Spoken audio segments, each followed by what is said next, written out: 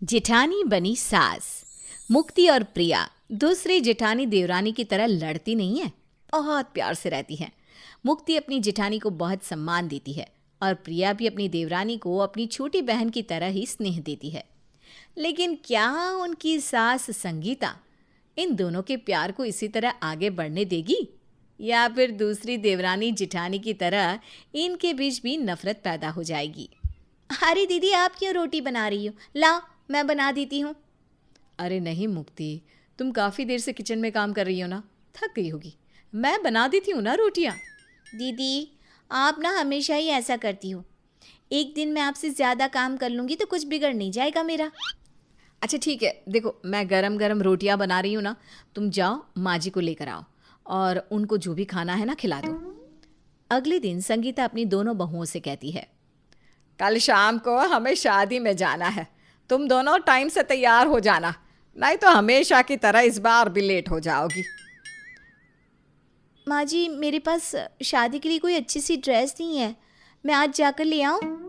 अरे इतनी सारी तो ड्रेस है तेरे पास, उन्हीं में से कुछ पहन ले। नहीं माँ जी, वो सब ना पुरानी हो गई है, मुझे नई ड्रेस ही लेनी है। माँ जी लाने दो ना, यही तो उम्र होती है खाने पहनने की। हाँ, कोई बोले ना बोले तू पहले बोलेगी। अरे जाओ ले आओ नए कपड़े, वैसे भी मेरे मना करने से तुम मान थोड़ी ना जाओगे। जाओ काम करके जाना।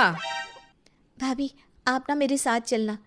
शॉप पर इतनी सारी ड्रेस देखकर मुझे तो समझ में ही नहीं आता क्या खरीदे क्या नहीं। मुक्ति और प्रिया दोनों जल्दी से काम खत्म करके मार्केट चली जाती हैं और संगीता घर में अकेली रह जाती है और सोचती है, सोचा था बहुएं आएंगी तो मेरी घर में सेवा करेगी, अकेलापन थोड़ा दूर हो जाएगा, लेकिन ये बहुएं तो एक दूसरे में ही लगी रहती है। छोड़ गई मुझे अकेला घर पर, पता नहीं कब आएंगी। संगीता को इस बात से बहुत गुस्सा आता है कि उसकी दोनों बहुएं एक साथ मिलकर रहती है। अगले दिन दोनों बहुएं शादी में जाने के लिए तैयार हो जाती है। तभी मुक्ति कहती है, माँ भाभी, मैं तो तैयार होगी, लेकिन मुझे समझ में नहीं आ रहा कि मैं कौन सी ज्वेलरी पहनूं। आप ही बताओ ना, मैं ये हैवी नेकलेस पहनूं या फिर ये हल्का वाला? बहू तो ना ये हैवी वाला नेकलेस पहन ली, ये अच्छा लग रहा है। नहीं नहीं, वो वाला पहन लो, तुम्हारी ड्रेस के साथ ये हल्की वाली ज्वेलरी ही अच्छी लगेगी। मुक्ति ने अपनी सास की बताई हुई ज्वेलरी ना पहनकर जेठानी की पसंद की हुई ज्वेलरी पहन ली। इस बात से सास को बहुत दुख हुआ। वो सोचने लगी, जब इसे अपनी जेठानी के पसंद का हार ही पहनना था तो मुझे क्यों पूछा। यह तो अपनी जेठानी को ही अपनी सास समझने लगी है, ना मेरी इज्जत करती है ना मेरी बात सुनती है। आग लगे इस देवरानी जेठानी की जोड़ी को। संगीता ये सब सोच ही रही थी कि तभी प्रिया उससे कहती है, माँ जी क्या सोच रही हो, चलना नहीं है क्या, नहीं तो देर हो जाएगी। हाँ हाँ चलो जल्दी। अब संगीता हर समय यही सोचती रहती है कि दोनों बहुओं को अलग अलग कैसे किया जाए। एक दिन संगीता ने अपनी बहुओं से कहा, प्रिया, मुक्ति, क्या कर रही हो तुम दोनों? माँ जी कुछ खास नहीं, बताइए आपको कुछ काम है? आज ना मैं तुम दोनों के लिए कुछ लाई हूँ। क्या लाई हो माँ जी, दिखाओ ना। संगीता दोनों को एक एक साड़ी देते हुए कहती है, ये लो, मैं कल तुम दोनों के लिए साड़ी लेकर आई थी, अच्छी है ना? संगीता प्रिया को बहुत अच्छी और महंगी साड़ी देती है, लेकिन मुक्ति को बहुत सस्ती वाली। वो साड़ी देखकर मुक्ति का मुंह बन जाता है। तभी प्रिया बात संभालते हुए कहती है, अरे मुक्ति, तुम्हारी साड़ी कितनी अच्छी लग रही है, एक काम करो, तुम मेरी साड़ी ले लो, मैं तुम्हारी ले लेती हूँ। लेकिन भाभी, ये साड़ी तो बहुत सस्ती और हल्की है, आपकी साड़ी मेरी साड़ी से अच्छी है, तो आप ये क्यों ले रही हैं? तुम्हें अच्छी लगी ना ये साड़ी, मुझे पता है तुम्हें मेरी साड़ी पसंद है, तो तुम ये लो और मुझे ये दे दो। प्रिया मुक्ति के हाथ में से उसकी साड़ी ले लेती है और अपनी साड़ी उसके हाथ में थमा देती है। मुक्ति को साड़ी देखकर बहुत अच्छा लगता है। जब संगीता ये सब देखती है तो उसे बहुत गुस्सा आता है। ये दोनों तो मेरी सोच से भी 2 कदम आगे निकल जाती है। इन दोनों को अलग करने के लिए मुझे कुछ और सोचना पड़ेगा। साड़ी तो छोटी सी चीज़ है, अब मैं इन दोनों को गोल्ड गिफ्ट करूँगी। देखती हूँ सोना कौन किसे देता है। और संगीता ने ऐसा ही किया। उसने अगले दिन दोनों बहुओं को गोल्ड के झुमके ला कर दिए, लेकिन इस बार संगीता ने बड़ी बहू को छोटे और छोटी बहू को बड़े झुमके ला कर दिए थे। प्रिया, मुक्ति, देखो तुम दोनों के लिए क्या लाई हूँ। ये लो दोनों। प्रिया जब अपने गोल्ड की झुमकी देखती है तो उसका मुंह बन जाता है। वो सोचती है, कितनी चालाक है माँ जी, अपनी छोटी बहू को इतना बड़ा गिफ्ट दिया और मुझे इतने छोटे वाले दे दिए। मुक्ति समझ गई कि प्रिया को उसके झुमके अच्छे नहीं लगे। तभी मुक्ति कहती है, अरे दीदी, आपके झुमके कितने प्यारे हैं, छोटे से, सिंपल से। आप ना मेरे ले लो। मेरे ऊपर वैसे भी ना हैवी ज्वेलरी अच्छी नहीं लगती, और मुझे अपने वाले दे दो ना। मुक्ति भी अपने हैवी झुमके अपनी जेठानी के हाथ में थमा देती है और हल्के वाले उससे ले लेती है। अब संगीता समझ जाती है कि इन दोनों को अलग करना इतना आसान नहीं है। दोनों बहुएं एक दूसरे को बहुत प्यार करती हैं और इन दोनों के दिल में एक दूसरे के लिए नफरत पैदा करना इतना आसान नहीं है। अब संगीता ने सोचा, क्यों ना मैं एक बहू को कम और दूसरी बहू को ज़्यादा काम दे दूं, क्या पता तभी एक दूसरे से लड़े।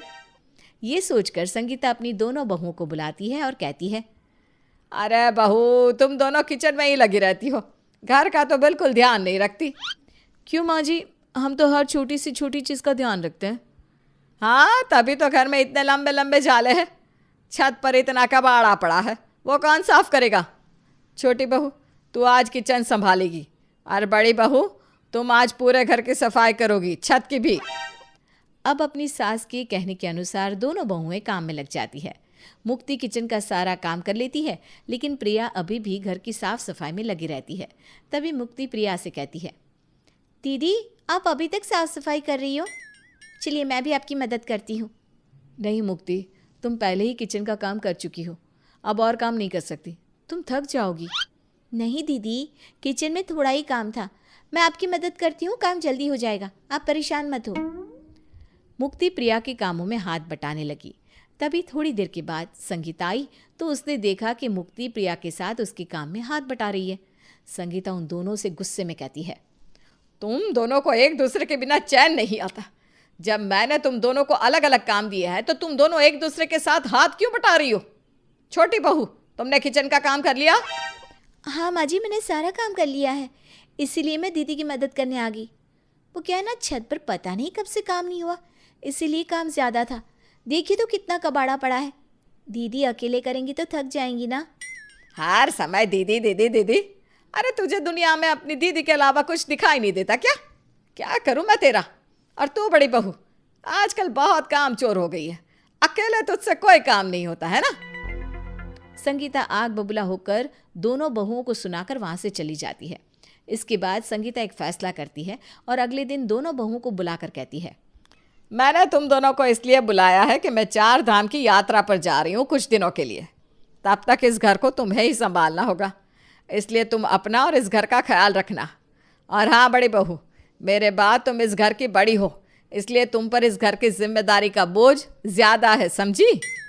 संगीता अपनी दोनों बहुओं को समझाकर वहां से जाती है और पूरे घर पर अब दोनों बहुओं का राज होता है। लेकिन प्रिया इस बात का बहुत फ़ायदा उठाती है। एक दिन वो अपनी देवरानी से कहती है, मुक्ति, मैं काफ़ी दिनों से अपने मायके नहीं गई।